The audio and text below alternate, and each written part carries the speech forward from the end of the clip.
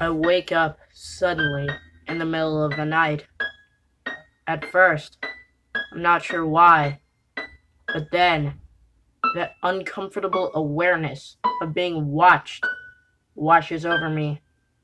The hairs on the back of my neck prickle, sending an icy shiver down my spine.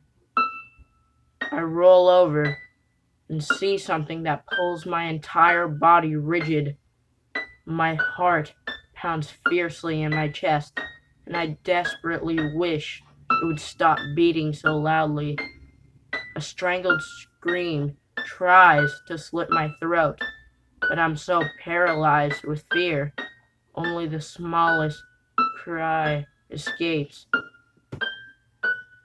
Standing in my open doorway is a figure so tall it has to crouch to fit through the frame. Its silhouette looks of a tall, gaunt man, but I know deep down it's not human.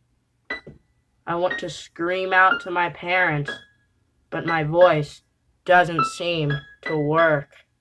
The dark figure in my doorway takes a step forward into the shaft of light from the open window in my room as my eyes widen in terror.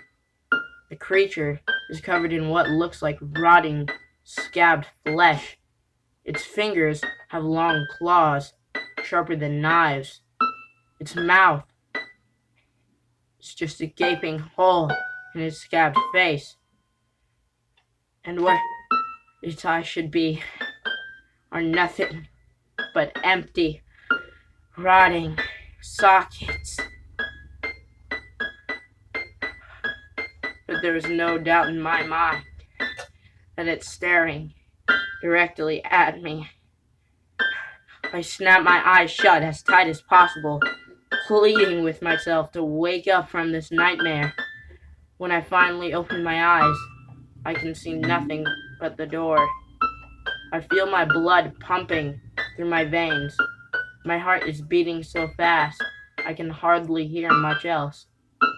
I start to feel relief, and then I hear it scratching on the side of my bed. The sound reminds me of fingernails running down a chalkboard. Prickling fear rises through my body. Too afraid to move, I shift my eyes towards the sound. I see it, crouched by the side of my bed, clawing at the wooden bed frame. So close, I can see the maggot squirming inside its eye sockets.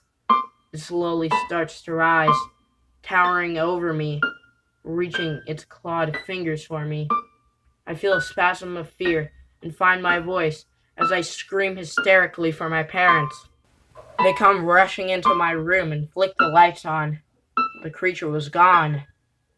I tell them the creature was real. It wasn't a dream.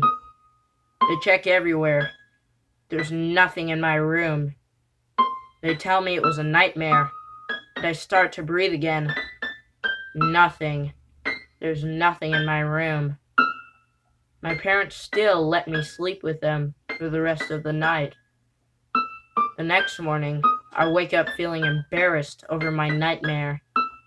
I promise to sleep back in my room and not to worry my parents again. That night, my parents head out, leaving me home alone. I crawl into bed, but before I switch my lamp off, I decide to check under my bed. Relieved, I see nothing. As I start to climb back into bed, I see something that makes my heart skip a beat. Along the side rang of my bed frame are clawed scratch marks etched into the splintered wood.